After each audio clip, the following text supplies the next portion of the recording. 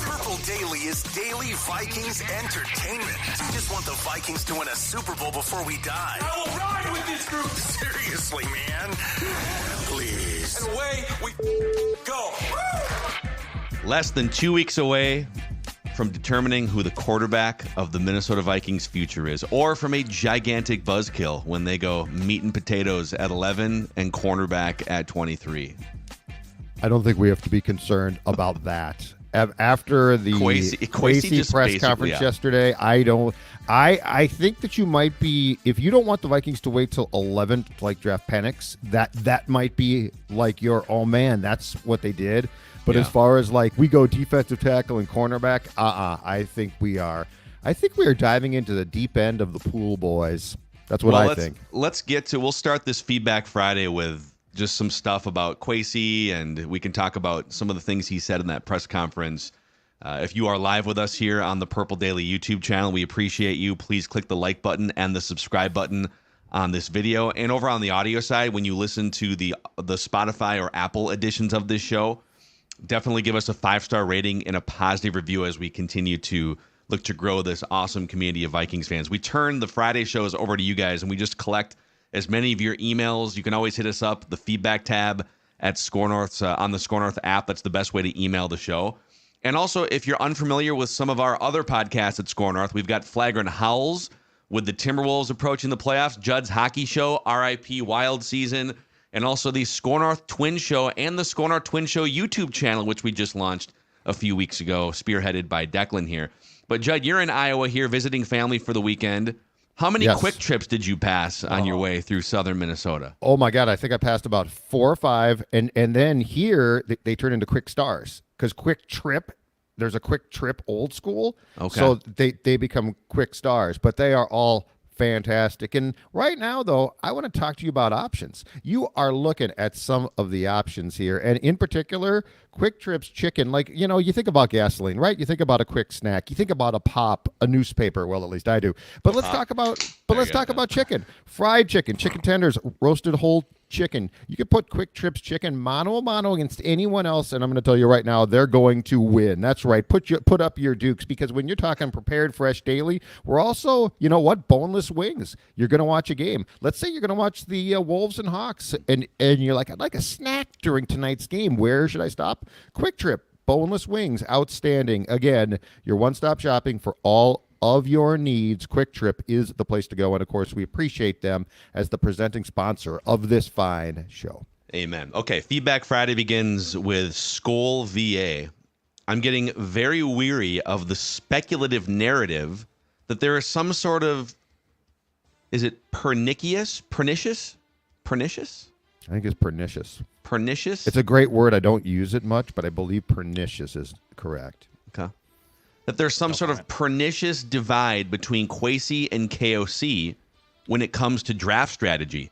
It's being presented by some on this very show, ahem. I think he's talking about Judd. Yeah, he is. Yep, Kwesi is effectively a 15-year-old kid trying to inflate his roster in Madden, and KOC is a mindless quarterback hawk who wants his guy at any cost, reasonable or not. Is this all based on a poor 2022 draft that the draft room video released after the 23 draft, which Judd has referenced? I feel like we've been trying to portray them as dueling entities rather than collaborators. That blunts the narrative. Here's my take. Kwesi and Kevin have different jobs, but they both have the same goal. Kwesi doesn't want draft capital in spite of great players any more than Kevin wants a few superstars in spite of a deep, effective roster. The reason I know this is because neither of them have shown to be complete morons, which they would have to be for the dueling agendas to make sense.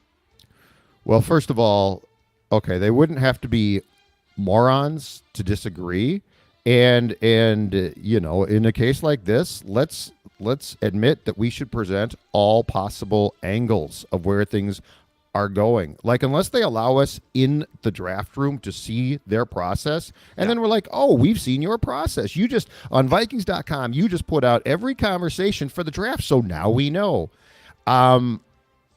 that note might be exactly right, but I don't think it's fair to just assume, well, they're going to work together. It's going to be best case, blah, blah, blah. I think we don't know when it comes to a pick like this, which Chip hedged and said, this is going to be one of the most important picks and he was about to say franchise history, and then he hedged it back and said, I think, on Purple Access yesterday and said 30 years. And I said, no, Chip, you're right. It's franchise history. This is one of the most important picks in.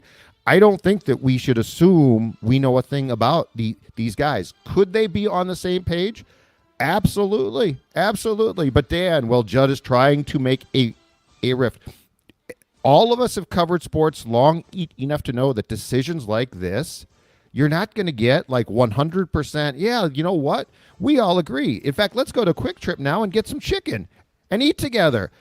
These things, well, they should, exactly right. But anyway, these are complicated matters, and I feel it's my job as part of this show to at least present what can be complicating factors. It doesn't mean they're not going to end up at the right place. And to be very clear, too, it does not mean that disagreements are bad. Disagreements are good. Well, I think the complicated factors are really just that there are no players that are a 100% hit rate. Sure. Just because you love a quarterback doesn't mean that there's a 100% chance that quarterback pans out. So there's the volatility of the stocks being discussed, to speak Kwesi language, and the stocks being young quarterbacks in the draft. And then there's the value of the other picks that you might have to give up to get a stock that you perceive as being valuable. Correct. And so that's where the nuance and the complication lies here, is like they can sit in that room and they can all agree, we like Jaden Daniels. We really like, in fact, I'll use a word that Kwesi used yesterday at his press conference. He said there are multiple quarterbacks we love, right? He said we love multiple guys in this quarterback class. We've been looking at it for 2 years, going back to 2022. But how much do you love a guy when it's going to cost you 3 first-round picks to go up versus maybe this other quarterback that you like a lot, maybe almost love? Is the gap between those two guys enough to give up multiple first-round picks, knowing that none of them are 100% to pan out? That's the complicated gray area here. Yes, and then on Purple Access with Chipper, we got into, at the end of the day, if they love those top 4, and Caleb is obviously gone to Chicago, so it's Jaden Daniels, Drake May, and McCarthy, and they have played footsie with Penix, so they like him a lot, but they don't love him. Okay, we're talking about a franchise-changing decision that I said, you know what, the tiebreaker ultimately on the price point to pay to go up might be the Wilfs. Like, they own this team. I want the Wilfs to just kind of calm down. Well, no, but I'm just saying, if O'Connell at the end of the day says, you know what, the 2025 first, fine, I don't care. And Kwesi's like, I don't know about that. Like you might need. I think people perceive these discussions as being potentially like fractured, like they're going to leave the room and never talk again. But when you're talking about this big of investment, like, you're going to have differing views. I don't think that's a bad thing, because if everybody says, you know what, let's not do it, too much, we can't. That's how you never do it. Kwesi was also asked, hey, this is a really important draft for you and your future. You know, this is, I don't think it was specified this way exactly. I didn't hear the full question sort of off microphone, but it's like, your career is on the line with this draft pick, right? How comfortable do you feel with, how many of these quarterbacks do you feel like can be franchise quarterbacks? Yeah, Mark Craig asked this. It was a great question. And Kwesi said, I can't give you that number. He said, it's a viable question. It's a great question. I would love to give you that number, but it would make my phone calls with these other teams. I mean, he's literally up there saying, we love multiple quarterbacks. I am actively talking trade with multiple teams. I can't tell you much more than that. Maybe after this is over, he said. Now I'm back to direct quoting him. Maybe after this is over, I'll tell you. Yep. This is the most open he's been in 2 years at that press conference yesterday. It was phenomenal. And what I love is, look, I don't expect him to basically say, you know what, Mark Craig, we love McCarthy. Everyone else, but if we don't get McCarthy, this franchise is going to fold. But I love the fact that he gave, in my opinion, yesterday the best quotes he's ever provided. Do you think he is this loosey-goosey and open because there is no decision to be made anymore? Well, that they already know exactly what they're going to do? Okay. It's already agreed upon behind the scenes. You know what that is, Phil? That's a great question. That is a great question. Give yourself Justin a ding. Herbert is already buying houses in the Twin Cities area. So let's put the pieces of the puzzle together here, because you just brought up something that we talked about, and I think I might have broached this one from the league meetings in March when Mark Wilf joined Pelissero and the insiders. Yeah. And we talked about the same thing. He was almost giddy. He was. And it's like, dude, you've got a really important decision to make. And look, I mean, it's great that you're happy, but you seem like it's almost solidified. Well, he said we have a plan. And you're right. He was acting in a giddy way. He was acting the way that you would act if you're excited about what you just accomplished. He got not like there wasn't like an anxious energy about. Right. It's like he had the date to the prom locked in, but he hadn't announced it yet. But you sort of knew, okay, he's got this locked in. Yeah. I will not be surprised. I mean, right now, from an outsider's point of view, it certainly looks like the Vikings are going to have to make a trade on draft night, which would scare me. But from what we're talking about here, if they pull the trigger draft day afternoon, okay, we have agreed to with the Cardinals or with the Patriots. It will not surprise me because everyone is sort of acting like there's something they're not telling us, and they're all really relaxed because of that. It definitely feels that in other drafts, like I think KOC mostly would default to Kwesi. I know last year there was the epic call, just take the guy, take Addison, just take him. But obviously this one is incredibly more important because everyone knows they're going to draft a quarterback. And there has to obviously be input, not just from Kwesi of, is this the right guy to take at said pick? This has to be the right fit for the team, which obviously then KOC comes involved, McCown comes involved, Wes Phillips becomes involved. Everyone in the entire staff becomes involved. So it has to be a collaboration. I think in any other draft, I think Kevin O'Connell is for sure involved with decision-making, but not at this level, right? I mean, you're talking about drafting your franchise-changing quarterback, so there damn right should be collaboration all over the place between head coach and GM. Okay, Carrie Lee chimes in and says, fellas, what if the number one quarterback on the 2024 draft board is Sam Darnold? Drafting a rookie quarterback takes draft capital, patience, lots of coaching, etc. And with all the effort and support, the odds that they will not be better than an okay starter are pretty high. If you're building a championship roster, wouldn't it be better to put all of that effort into Sam Darnold? Also, if Sam Darnold was in this year's draft, where would he rank? He's 26 years old. It's hard to say that. Like redrafted now, or we erase his entire professional career? I think you'd have to put him as is right now, having been in the league for a half decade, right, back in the draft. How damaged is he is sort of the question. How much unwiring needs to be done from those Jets teams that he was a part of? Right. That's the question. So here's why I think that they're going to draft one. You are not going to be presented with a quarterback class like this again for a while. Like 2025 is supposedly much, more smaller group of guys. This is a large group, relatively speaking, of QBs. And Kwesi did go out of his way to basically say, and I like this, that this has been O'Connell's show. Like O'Connell has drawn up the ideas to go individually look at guys, privately meet. It sounds like O'Connell is the one who astutely said workouts, like, let's go watch them. Let's have guys go watch them. But they don't mean as much as if we can get our playbook in front of a guy in a classroom, go out on a field. I go back to what O'Connell said. I love this. Let's take him to his favorite restaurant, see how he treats people. Because, if he walks in like a complete jerk, I was trying to think of a nice word to say. If he walks in like a complete jerk, then you know what? He's probably not a guy that can lead our team. Yeah. So I understand the point. Like, I get the point. And yes, I think Kirk in some people's minds has left a bitter taste of buyer beware. Like, you got a good quarterback, but the price was huge. But keep in mind, if you hit on this kid, first of all, you get 5 years of control, and second of all, it's a situation where you're not now going to be presented in 25 and 26 with the same draft classes.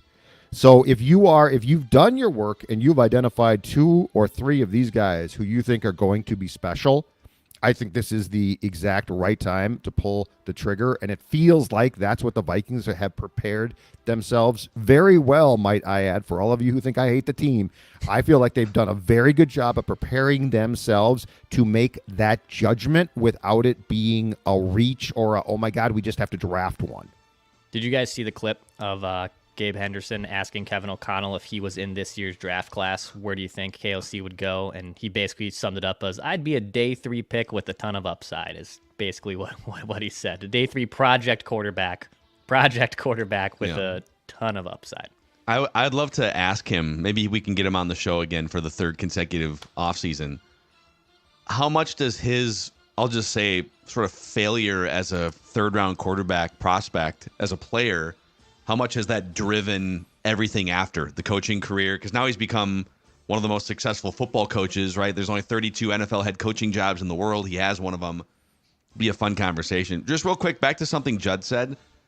I love that because they do this type of stuff. They try to figure out, it's not just about, let's go meet with J.J. McCarthy and Jaden Daniels and talk X's and O's and see if they can throw a football over those mountains, right?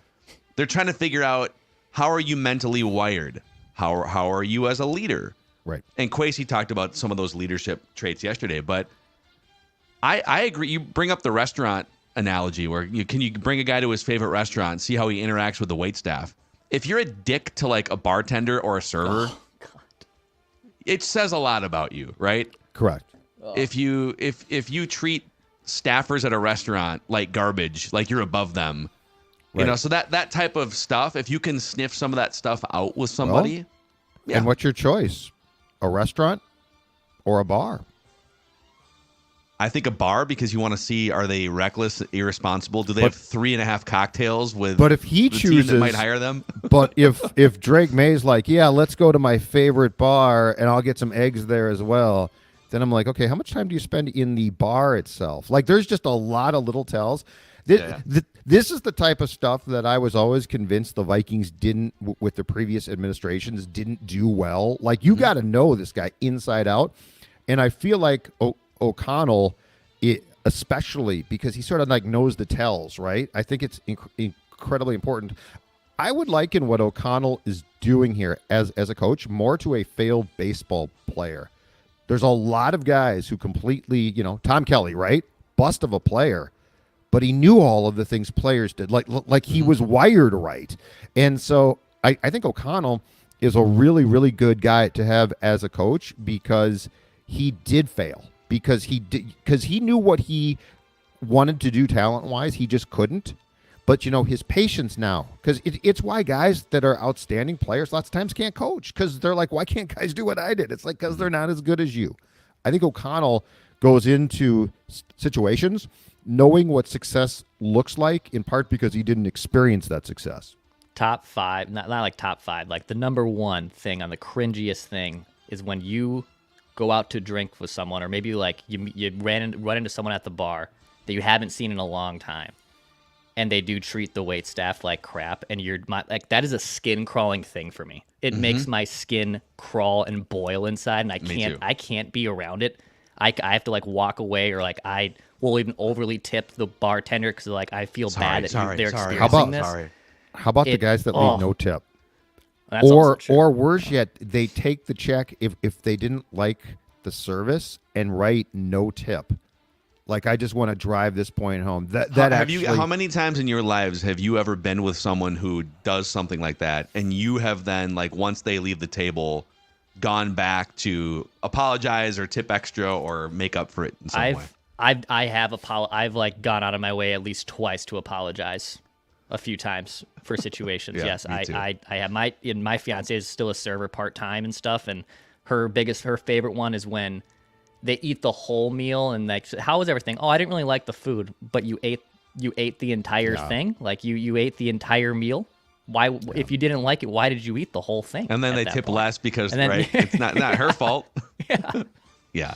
So anyways, I just want J.J. McCarthy to be nice to servers is the moral of the answer. Okay, Tim from Iowa says, I put together he did send this over too, by the way. I can send it to you guys. He put together a spreadsheet of quarterbacks drafted over the last 17 years. He says, I cut the analysis at 17 years because the project was becoming a bit too much. Yeah, Tim, come on. Man. That's still a lot of work, though, Tim. Anyway, my question for the Purple Daily crew is based on my assessment of quarterbacks' success in the NFL, which is kind of subjective, obviously. It breaks down to a success rate of 42% of the time a team is successful picking a starting quarterback in the first 2 rounds over the last 17 years. Okay. So with that, what say you guys? Do you take that 42% number and say, why risk making such a high investment in quarterback when there's less of a coin flip chance that your guy could be successful? Or do you look at conversely and say, because there's such little success, you have to take a swing when you have a chance? Let me know what you guys think. I would take door 2. I also think, Phil, that what you have gone back and looked at becomes incredibly important, which is where do you take your swing? So, like, the less than a coin flip chance is like, well, no, then you shouldn't, right? But if you now say, you know, we're going to flip the coin in the 5th round, guess what? It goes down. So, like, there is certain positions, in my opinion, that if you want to hit home runs, you, for the most part, are going to have to take guys in the first 2, if not the first round, and quarterback is one of those. And you know what? I'll go back to what I keep saying. I don't think it's fair to hold the sins of the previous, of the Spielmans and the Zimmers and the Childresses against these guys. These guys deserve their chance. So yes, is there risk? There's always risk. But that's why I am big on giving yourself a really good chance to find a guy, and these guys are doing everything they possibly can. But people are overstating the risk. Let's just use the 42%, right? People look at the 42% and say, "Oh man, there's less than a coin flip chance." That's very risky. And by the way, Kwesi talked about risk yesterday and said, just because something's risky doesn't mean that you shouldn't do it. Because the reward might. I mean, I used to play poker for a living back in the day, and like everything's risky. You're literally betting your own money on hands, and like the sure. you know what the thing with you would think that the least risky thing you could do at a poker table is just fold every hand. Well, then but you know what's going to happen? You're not going to win tournaments. You're not going to win cash games. Yeah, you're just going to be right. You need to play hands. But back to my point about people overstating the risk. People see 42% and think that the bell curve is 0 to 100%. That there are teams in the classroom and positions out there being drafted that are 100% successes. And that's not the case. I haven't done the math on what the left tackle hit rate is, but it ain't 100%. Right. It's probably about 42%, just like quarterbacks. Right. How many first-round busts? This is the thing. Well, it's really risky to draft a quarterback. Look how many failures there are. You want to go through the Vikings' history of drafting cornerbacks and wide receivers? Laquan Treadwell, Troy Williamson, random Viking of the week yesterday. So if every position is a risk, then shouldn't you lean into drafting the most talented players at the most important position? That's what I'm saying. Right. Exactly right. And I would say that it's pretty simple to list the positions at which, if you are going to take that quote unquote risk, quarterback, cornerback, like if you want, and yes, you can find cornerbacks in the 3rd and 4th round. I know that. But if you want to leave the draft saying we got a potential Pro Bowl corner who can cover these ridiculous receivers, they should be 1st-round picks probably. So like that, and that's where I think we also get into the discussion of what positions don't you need to target in the 1st round. For instance, center. The Vikings were desperate, right? Garrett Bradbury, in their opinion, was going to be good. But we could make a pretty coherent case that no matter how good you thought he was going to be, he should not have been a 1st-round pick. Mm-hmm. Quarterback's the polar opposite. If you're going to take that risk, you should do it in the 1st round. The Bradbury pick is a far riskier pick than any of the quarterbacks the Vikings have whiffed on. Because you're taking a position that ordinarily is not a 1st-round value position. So it's risky to even draft a center. And then there's a chance that the center that you draft doesn't turn out to be all that good, which is what happened.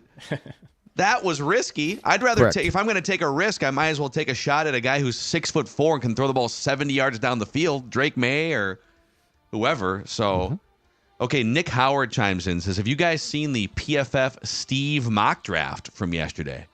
This should be the mock draft of the day, okay? I want a mock. Mock. Okay.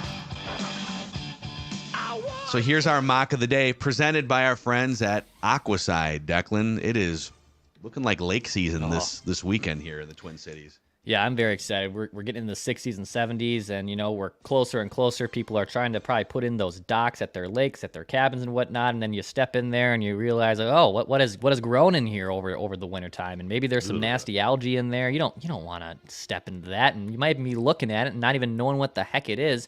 That's where our friends at Aquaside come in. So you can go to aquaside.com to help you diagnose what's in that lake or pond.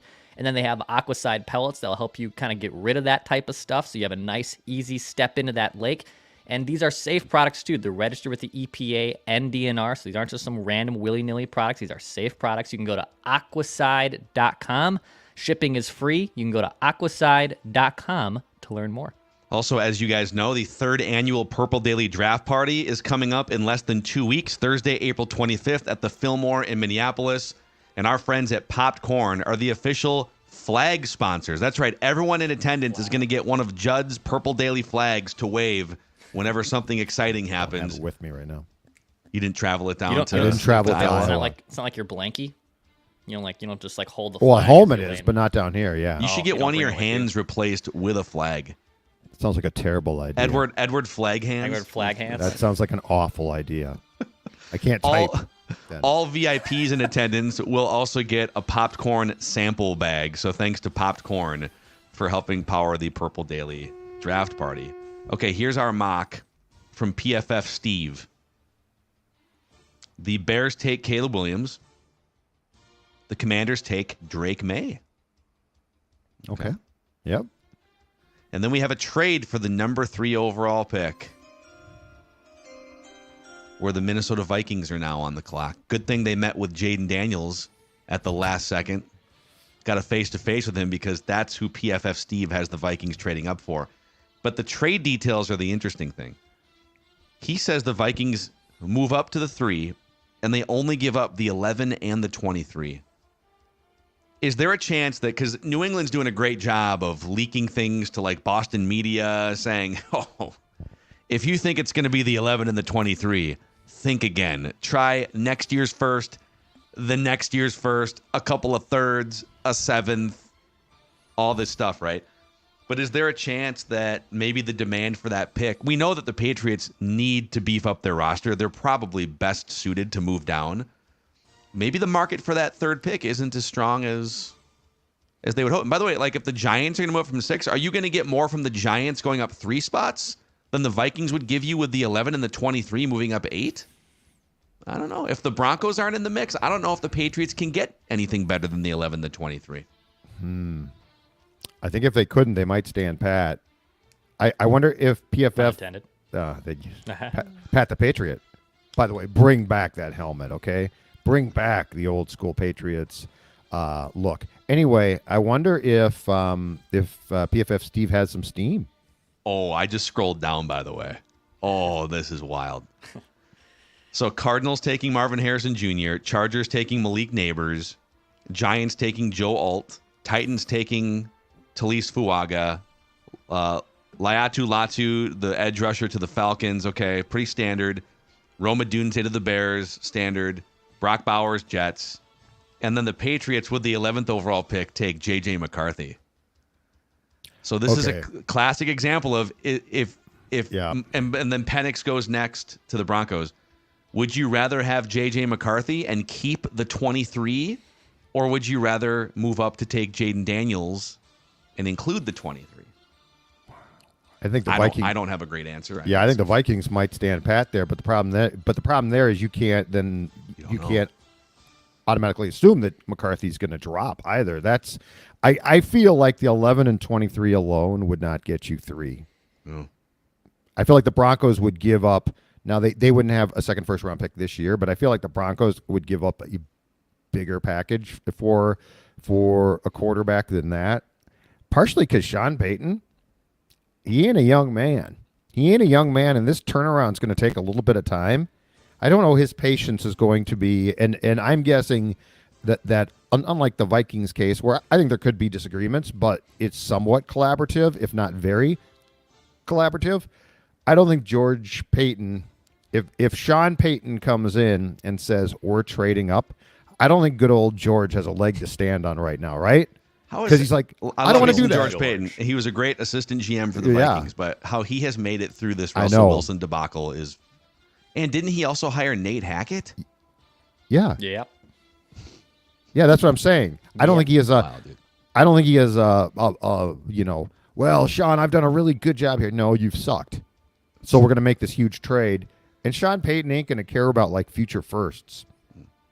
Caffeinated Crypto chimes in here. Oh, I like it. And says, Tom Brady said on a recent podcast, he's not opposed to picking up a call if a team wants him to play quarterback this year. Phone rings. So he'll be 47 years old when the season starts. Would you make this call if you're Kwesi and have J.J. McCarthy, maybe draft J.J. McCarthy to sit behind Tom Brady for a year? Sorry, Sam Darnold. You've been pushed out the door. I thought the story I saw was a late season call to come in. Did he say late season? I didn't see the late season part. I thought he said he would come in during a season. Now, I might be wrong about that, but I saw it last night and was looking through the story. Tom Brady right now, if you gave him like 2 months to get the arm in shape. Not with where the Vikings are at. Tom Brady right now is a top blank quarterback in the National Football League. Oh, God. He hasn't played in 2 years. 2 years. Top 20, top 15. I was going to say top 15. I guess. I'd say top 20, solidly top 20. Yeah. Like, would you rather have Tom Brady or Russell Wilson right now? Tom Brady. But here's my thing is I like what you're doing here as far as trying to build out, and I think Brady needs to go to, like, if Tom's going to do this, he almost should be put into a team that needs a Favre in 2009. Don't you think the Vikings are okay? You take this Vikings team right now, as constructed, with Justin Jefferson, Jordan Addison, Hawkinson comes back week 4. You got Aaron Jones. You got the Brian Flores defense. And you put, because you said, is it a Brett Favre, plop him on top 2009 situation? Yep. And you put Josh Allen on this team right now. Oh, Josh Allen? This team competes for a Super Bowl, right? But I mean, he's top 5. But Brett was a top 5 quarterback in 2009. He was older, obviously. But I mean, with Tom, we don't know because, as Dak said, he hasn't played for 2 years. He's for sure doing Fox this year, right? Or is that next season? Oh, no. He's supposed to be this He's season. supposed to be doing it this supposed season. to be. Usually, like May and June is kind of when all the media stuff starts to take shape. Well, who would give the Vikings more wins if they played every game this season? Sam Darnold or Tom Brady? Oh, Brady would. But I'm done. But I want to develop. I mean, it. Look, in our job, I ain't turning it down. Okay. And if you drafted McCarthy, it would be great fun for Purple Daily. It'd be one Michigan man mentoring another Michigan man. True. That's true. Oh, man. Oh, I might be changing my view. Okay, this is from former Cousins Crusader. Welcome aboard. By the way, you're Cousins welcome. Crusaders, you are welcome here. This is a safe space for you. If you've had a hard time sort of finding your path the last 2 months, we are here for you on Purple Daily. Permission to board the ship. Last month. It's only been a month. Permission to board the PD ship. Yeah. So former Cousins Crusader says, did you guys see where Chris Sims ranked the quarterbacks in this year's draft? He had Drake May as QB 6. He described Drake May as a project who needs to be on the bench for at least 1 to 2 years. This is what Merrill Hodge said, too. 2 years. He said May misses way too many throws, can't reset his feet, requires significant time and space to make good throws. We all know if you don't get a lot of time and space, you don't get a lot of time and space in the pocket in the NFL. We also know Sims has one of the better track records when it comes to QB rankings, although he did have Kellen Mond very high a couple years ago. So above was it Fields or Fields? Hurts? Yeah, okay. No one bats 1,000, though. Will the Vikings make a franchise-destroying decision if they trade up and draft Drake May? It's so hard. I need Kevin O'Connell's expertise on that. It's so if this was Spielman, I would say yes. Like I'd be much more likely if this was still Rick to default to these projections. Yeah. But then again, I didn't trust Rick Spielman by the end. It's also hard. Like, I like to have really strong opinions on this show because I think it's more. The show is better when we have strong opinions on things, and then of course we're wrong all the time, which is what Wednesdays are for. I will admit I have a hard time having an ironclad 100% strong opinion on college quarterbacks transitioning to the NFL. Sure. Because we don't, like, so much of the information is off limits to us.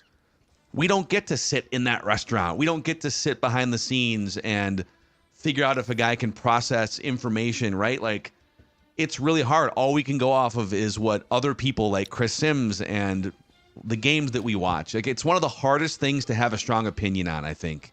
But that's why it's nice. Calendar. So I agree completely. But that's why it's nice to be able to have a strong opinion on the evaluators. Like, by the end, I just said Rick Spielman can't find one. And we debated that, but I just, he had too many cases where he had nothing to do or too much to do with the pick. So I feel the O'Connell deserves the benefit of the doubt until he whiffs. And then now we're at a I don't trust you stage. But like we're talking about too, it's not just like, can the guy play? It's, can he play within the confines of what you're going to ask? Yeah. So like Jaden Daniels might be of the potentially draftable guys. Jaden Daniels might be the best like athlete. He might be the guy who scouts, evaluators would say, this guy's talent is great. But O'Connell might say, yeah, I love him, but McCarthy can do X, Y, and Z that I want. Like there's so much nuance here. And that's the thing that's so important about this is we're trying to judge what Kevin O'Connell will want, not just from a quarterback's talent, but also from a skill set of how he can fit that in to what he's going to do here, which is why I'm going to give him every opportunity to succeed or fail before I pass judgment. Dave Harms chimes in and says, right or wrong, I want to feel the rush of hearing we have a trade. The Minnesota Vikings are now on the clock at the beginning of the draft, not in the middle. I think Dave represents a huge percentage of Vikings fans that just want the rush of Mel Kiper Jr., all the panelists reacting to this massive trade, and oh my God, the Vikings are picking number 3 right now. Are we just chasing a rush, or are we rooting for the most strategically sound decision-making process? That's my question. How about both? How about both things? You're chasing. It'd be great if they could intersect. That would be amazing. Because it's like a drug, and if your team knows, like they've spent all of this time, and they can say, you know what, definitively, we're going to go up and get Drake May or McCarthy, then you're like, oh my God, these guys. I mean, it's all paying off. But the rush that we all want is Goodell, suit still fresh, so like tie still fresh. Freshly booed. He's just been booed, but he hasn't hugged a bunch of guys yet to muss his suit. Like you want fresh-faced Roger to say, take the card. We have a trade.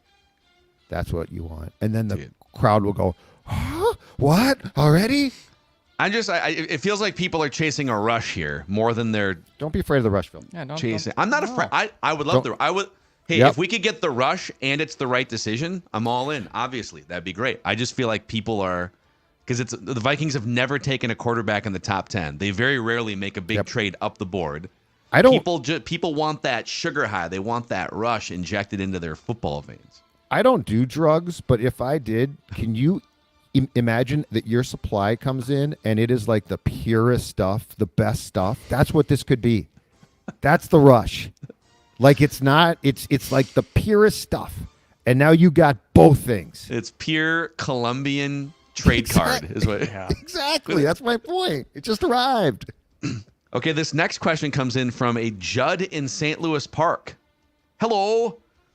Quick question. It's been several years since I've been invited to a wedding.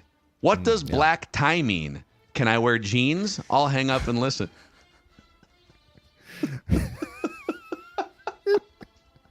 You gotta be kidding me. That's from Judd in St. Louis Park. Oh, God. It might have been texted. I was going to say, did someone send a text between the two?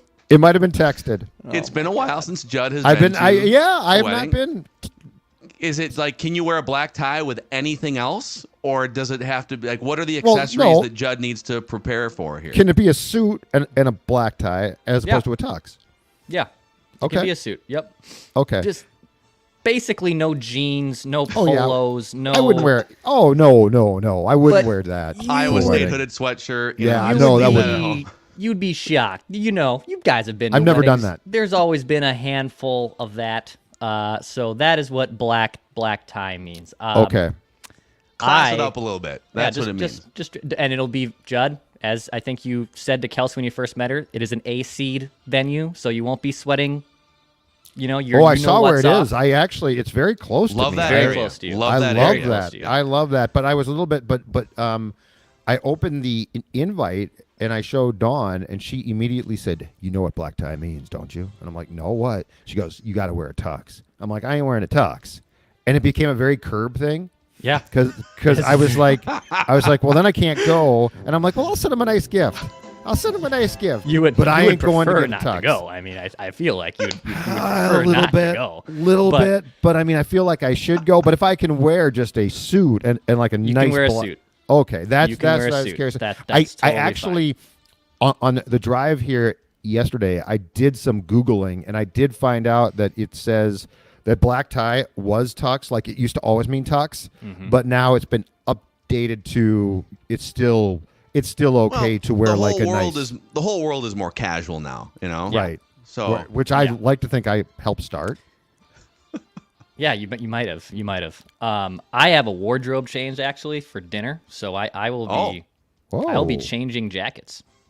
Wow. Okay. I will be changing. Can I jackets. ask why? This is becoming a very common thing. Where there's like a wardrobe change. I just don't know. I saw because I'm wearing black. I'm wearing black, obviously, black tie for the ceremony and whatnot. But I saw a second jacket when I did my fitting, and I was like, That's the one? I need that. I need that. And I was told Nice. from my fiance and mother-in-law, they said, you can get it. Just change for dinner. And I said, all right, sounds good. I like it. See, things are changing.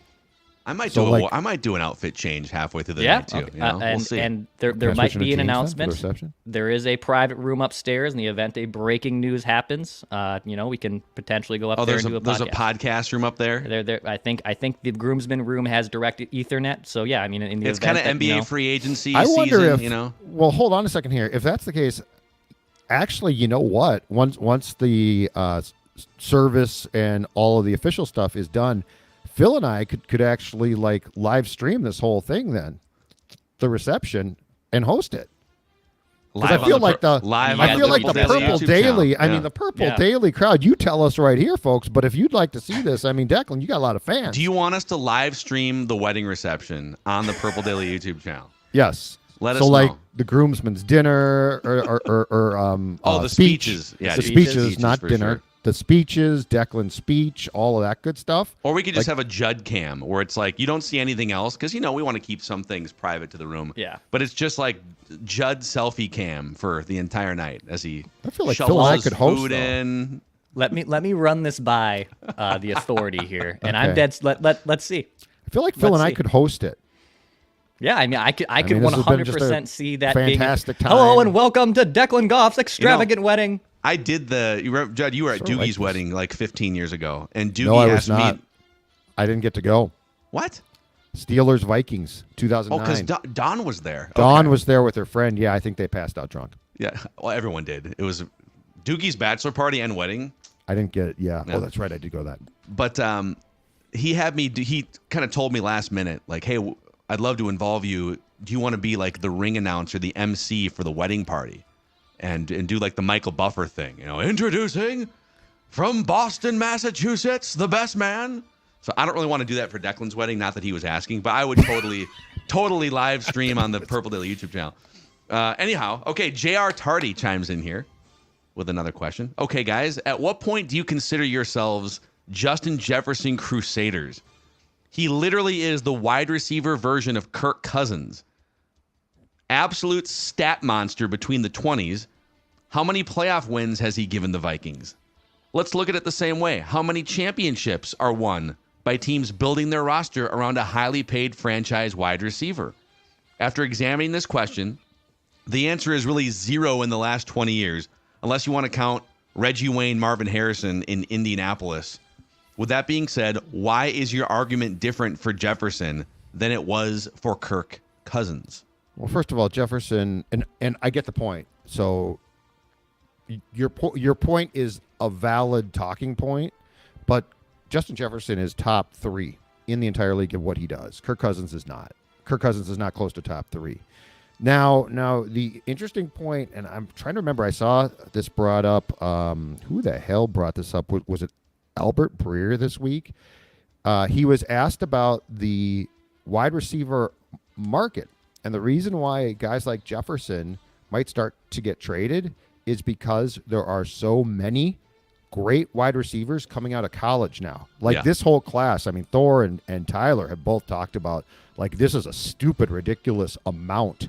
So I get your point, but I would say I am far more of a Jefferson crusader, because if you were to rank all of, the top 10 receivers in the league right now, Jefferson he might be 1, and he's between 1 and 3. Kirk Cousins, and people who were Crusaders agreed at times on this, might have snuck into the top 10, but he was often like 11, 12, 13. Yeah. I mean, I look at it this way. I don't know that it's the right strategy to pay $35 million or whatever percentage of the salary cap to a non-quarterback. I remain skeptical about that. But if you're going to have a quarterback on a rookie scale contract, you have the luxury of maybe overpaying a little bit for some of the other positions. But it's all about value. We've talked about this a million times on the show. You can't build a Super Bowl roster paying top of the market value to every single position. You'd run out of salary cap space, right?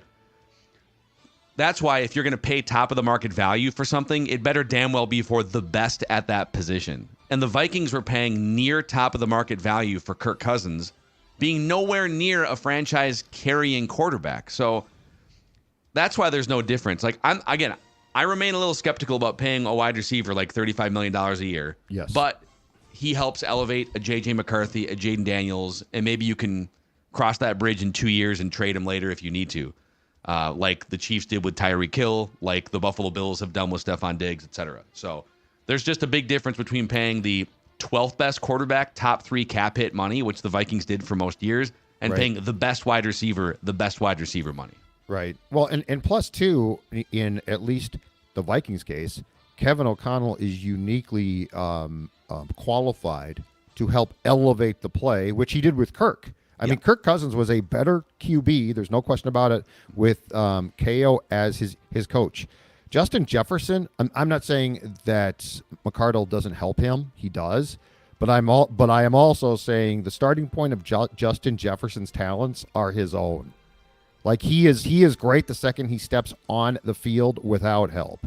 Like, we're just talking about a different stratosphere of skill here when you're trying to compare, like, Kirk to Justin Jefferson. Ira Coleman chimes in, says, "Don't get me wrong, I love Judd, but sounds like it drives me crazy when Judd dances around the question and says anything but the answer to the question that was asked, and then makes his own question up and answers that instead." Bob and weave, yeah. It's good. Tell Judd to answer the question that was asked. I'm talking about the Spencer Rattler talker from Monday. So I will ask the question again. Okay, yeah, go ahead. If Kevin O'Connell, throughout this whole process, let's say this whole thing, traveling across the country to do these face-to-face sit-downs with all these quarterbacks, it's all a smokescreen. And the Vikings love Spencer Rattler. And they take him with the 23rd overall pick. They go Byron Murphy or a defensive player 11, and they take Spencer Rattler because Kevin O'Connell loves Spencer Rattler. Yes. Would you continue to have faith in Kevin O'Connell and ride the Spencer Rattler train, or would you be off? I'm going to put it in the Bo Nix category. I get off the train. Okay. I lose faith. Faith. If it's Bo Nix or Rattler, I lose faith because we're talking about your future. We're talking about the quarterback. And I believe I did say, now I'm not saying I don't dance, bob and weave at times. Ali, man, in his prime. Yep. A few drinks, I'll be dancing for sure. But that being said, yeah, I get off the train here, and I think I've made that clear on Nick's as well. Or as a couple other people have pointed out in the comments, you could take defensive player 11. You could trade back, trade back into the second, get another second round pick. I'm not saying this is what I would do, but if the Vikings decided, you know what, we're not going to move up the board, and we love ourselves some Spencer Rattler, former 5-star high school. This goes back to what you said at the top of the show, though. It feels like they know something, and it doesn't sound like it's a trade back. Yeah, they're going to stick and take Spencer Rattler at 11. That's what they're going to do. You know what the one thing is? It's so to turn the question around, your exact question, but let's replace the name Rattler with Penix, and let's say they do take him with the 11th pick, which in some estimates is way too quickly. What's your opinion? I am fine with it. I'm fine with it. I think Michael Penix is going to be a good NFL quarterback. I think the knees are going to be okay for the duration of his rookie scale contract. And I think if Kevin O'Connell sat down with Michael Penix for a day or two in Seattle and said, oh, yeah, that's my guy. That's my leader. Yep. We'll teach him some of the intermediate stuff that he wasn't as great at. If I'm pretty much in the boat of if Kevin O'Connell loves one of these guys, who am I to fight him on it? Penix, including I Spencer Rattler. Yeah, for the record. I'm off the train. I am off the train, and I will wait for the next one. I will wait for the next coach to come along to get back on the train. Okay, Jackson Riggins says, hello, sir. This is the guy who scoffed at Goff about the Tony Pollard stuff before free agency. I would love to hear what Declan thinks about the signing of Aaron Jones instead of Pollard, or maybe using that money on a different position. Also, I'm a Florida native and a Vikings fan. Would like to designate myself as the official fellow Florida fan of the Vikings and Score North. I'll be writing in and giving Vikings takes from your wonderful tropical paradise in the South and scoffing with Goff whenever. With Goff or at Goff? Because those are two very different things. Are you guys scoffing together? Are you laughing with him or are you laughing at him?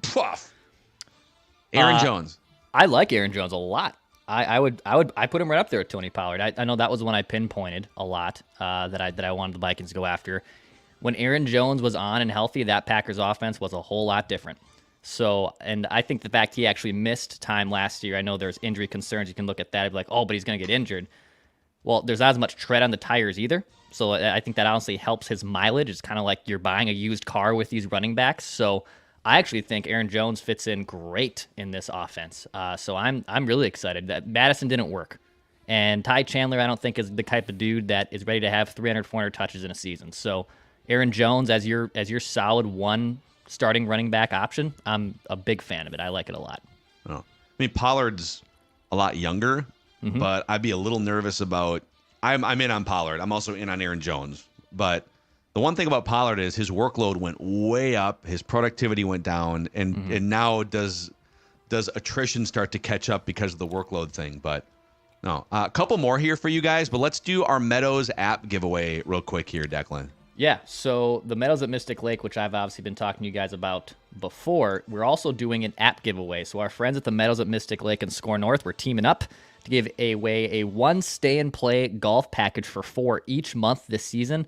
The prize includes 2 rounds of golf with cart at the Meadows at Mystic Lake, plus 1 night stay at the Mystic Lake Casino for 4. So for your chance to win, all you got to do is you download the Score North app. There's a listener rewards tab there. You enter through there. Go download the Score North app to get the stay-and-play package from our friends at the Meadows at Mystic Lake. Also a shout-out to our friends at Federated Mutual Insurance Company.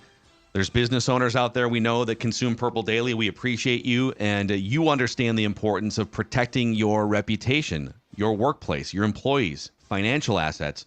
The team at Federated is ready to help your team by creating a custom lineup of industry-specific coverages and risk management services to help you stay on top of your game. Contact your local Federated rep for more information. Go to federatedinsurance.com, and remember, at Federated, it's our business to protect yours.